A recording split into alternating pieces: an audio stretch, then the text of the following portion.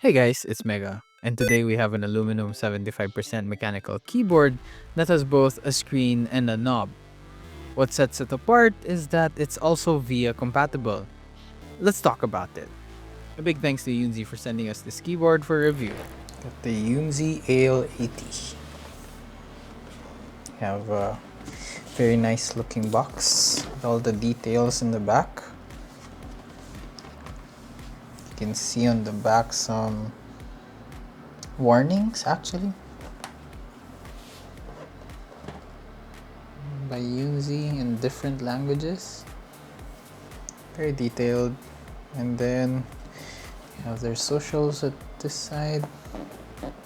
And in very Yunzii fashion, you have the board in front, and then there's this like sleeve that they like to do. So yeah, just take that off and pull out the Yunzii box. Very common Yunzii box. You have your Yunzii shiny glossy thing there that they always have. So yeah. Alright. Let's finally open the board up.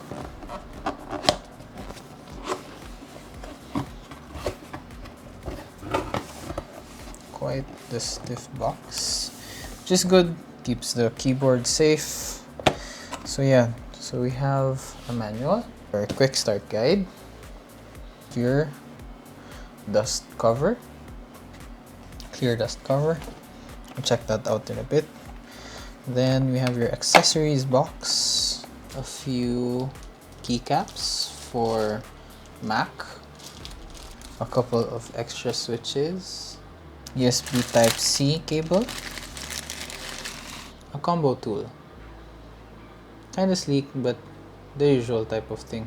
So this is the Yunzii AL80, an aluminum keyboard that has a shiny reflective weight that's, I think, mostly for aesthetics. But make no mistake, the chamfered edges and the anodizing on this keyboard is quite nice, but the whole board weighs about 1.3 kilograms, which is pretty decent, but on the lighter side compared to other aluminum keyboards. The knob is also made of a CNC aluminum. This pre-built keyboard comes with its own PBT double shot keycaps that have a nice texture to them. The legends are quite crisp, just a bit of uneven printing, if I may say so myself, on some keys, but they're all still crisp and clean. The stabilizers on these are really good. I don't think there's even a reason for lube or mod. Maybe a bit of a top up later down the line, but nothing too major. The switches that came with this board are the Gateron Zero switches, which are a joy to type on, but are slowly becoming like a standard switch, like how the Gateron Yellows were and the red switches before them. But I'm not complaining, I think they complement the keyboard quite well. But if you don't like them, feel free to change them because the board is also hot swap with south-facing RGB. The keyboard is gasket mounted and has flex cuts on all the switches. Kind of funny that it's a feature on a board that costs just around 100 to 120 USD, depending on when you buy the board. Links will be in the description.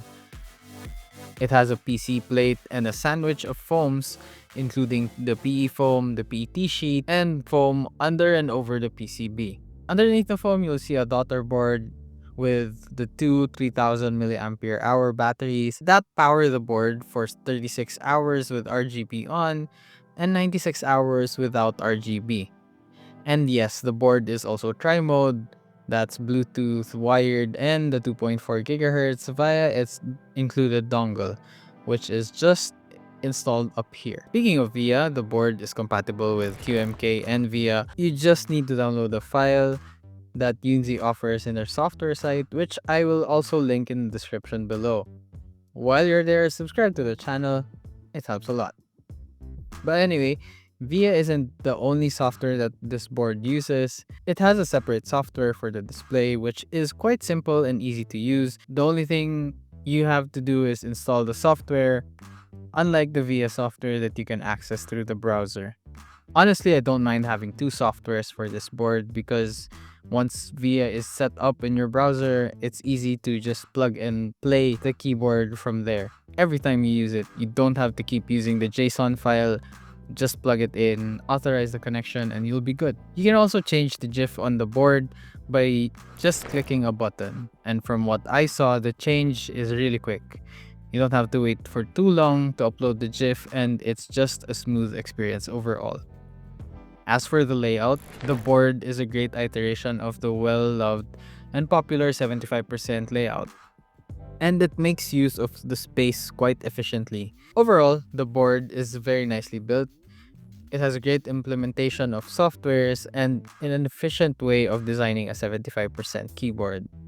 It's compact and it feels like every inch on the keyboard is intentional, from the knob to the display to the right modifiers and the extra keys on the top. All that, and the board is VIA compatible, so you can also do almost anything you want in terms of remapping the keys and changing the way the board acts. Heck, you can also change the whole thing into a giant macro pad if you wanted to, or switch out the keys in VIA if you want to use the board for a Mac computer. VIA is just so useful in keyboards once you learn how to look and use it. I just wish they had the wireless VIA option available, but that's just me. But yeah, another banger of a board by Yunzii. If you guys want to get this one, links will be in the description. I'll leave you guys with a sound test of the stock Yunzii AL80, and if you made it to this point, thank you. I hope to see you in the next one. Bye bye.